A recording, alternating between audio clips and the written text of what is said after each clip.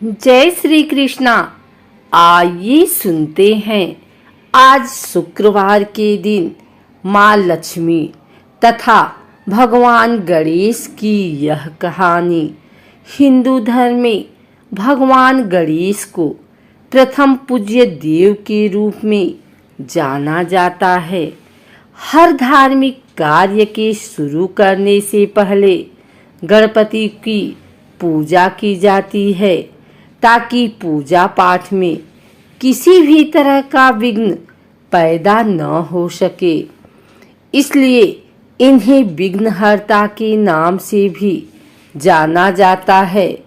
भगवान गणेश के जन्म के बारे में तो सब जानते ही हैं और ये बात भी सब जानते हैं कि भगवान गणेश की माता पिता पार्वती और भोलेनाथ थे।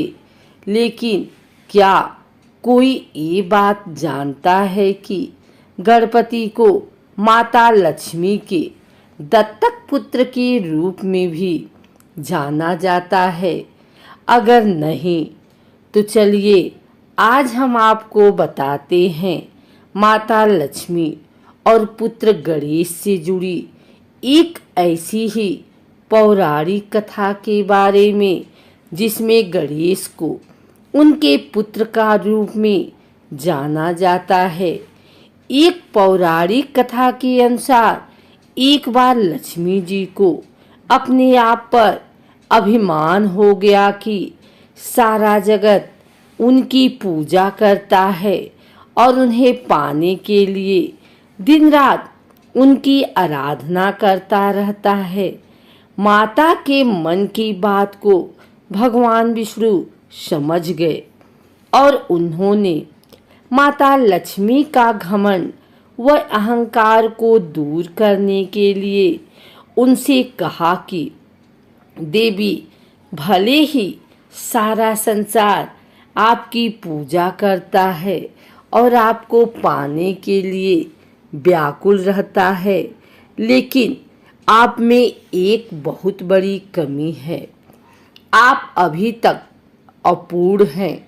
जब माता लक्ष्मी ने अपनी उस कमी को जानना चाहा तो विष्णु जी ने उनसे कहा कि जब तक कोई स्त्री मां नहीं बनती तब तक वह पूर्ण नहीं होती है और आप निसंतान होने के कारण अपूर्ण हैं। इस बात को जानकर माता लक्ष्मी को बहुत दुख हुआ। उन्होंने अपना दुख पार्वती को बताया और उनसे उनके 2 पुत्रों में से गणेश को उन्हें गोद देने को कहा। माता लक्ष्मी का दुख दूर करने के लिए पार्वती जी ने अपने पुत्र गणेश को उनकी गोद में दे दिया और तभी से भगवान गणेश माता लक्ष्मी के दत्तक पुत्र माने जाने लगे। पार्वती जी लक्ष्मी जी को अपना बेटा गोद देने की इच्छुक नहीं थी, परंतु लक्ष्मी ने उन्हें विश्वास दिलाया कि वह उनके बेटे की पूरी देखभाल करेंगी और उसे सब खुशियों से नवाजेंगी। लक्ष्मी जी की पीड़ा समझते हुए पार्वती जी ने उन्हें अपने पुत्र के रूप में गणेश जी को अपनाने दिया। लक्ष्मी जी खुश हो गई और कहा कि जो भी आराधक मेरे साथ गणेश का पूजन करेगा, मैं उसे अपनी सभी सिद्धियां और समृद्धि दूंगी। इसलिए तभी से धन के लिए लक्ष्मी की पूजा करने वालों को सबसे पहले गणेश जी की पूजा करनी चाहिए। जो लोग बिना गणेश जी की लक्ष्मी जी की पूजा करेंगे, उन्हें देवी की कृपा पूर्ण रूप से नहीं मिलती है, ऐसा माना जाता है। इसीलिए दीपावली पर हमेशा गणेश जी के साथ साथ लक्ष्मी जी की पूजा की जाती है। साथ ही यह भी माना जाता है कि बिना बुद्धि के धन पाने से धन का दुरुपयोग होगा। इसलिए सबसे पहले धन को सही तरीके से खर्च करने के लिए बुद्धि प्राप्त करनी चाहिए।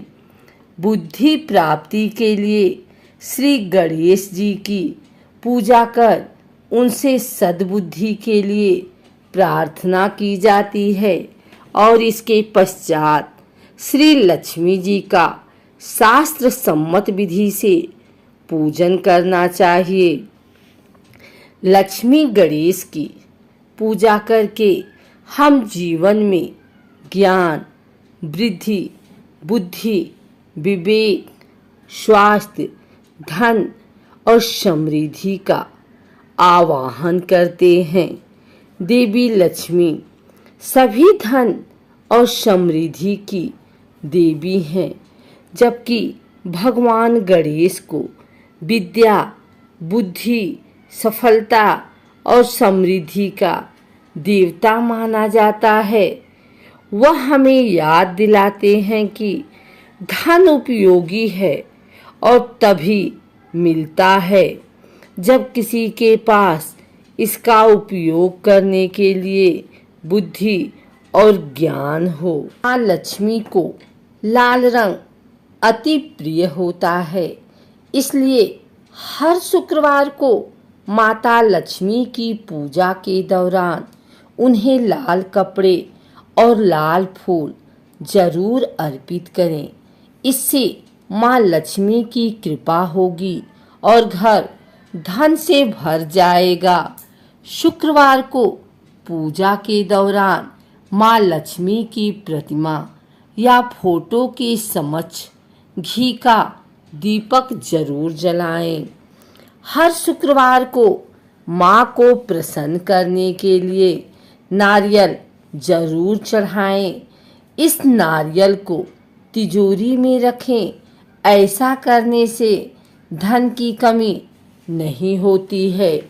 शुक्रवार के दिन किसी से ना तो उधार धन लें और ना ही उधार धन दें। मान्यता है कि ऐसा करने से धन वृद्धि में समस्याएं आती हैं। धार्मिक मान्यता है कि शुक्रवार के दिन किसी को भी चीनी नहीं देनी चाहिए। ऐसा करने से व्यक्ति की कुंडली में शुक्र ग्रह कमजोर होते हैं। शुक्र ग्रह के कमजोर होने से सुख सुविधाओं की भी कमी होती है और आर्थिक तंगी बनी रहती है। शुक्रवार के दिन किसी भी महिला व कन्या का अनादर भूल कर भी नहीं करना चाहिए।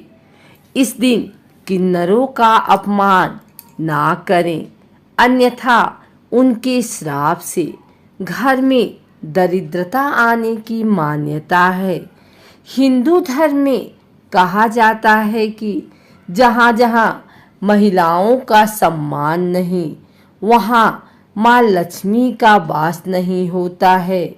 इसलिए हर महिला का सम्मान करें।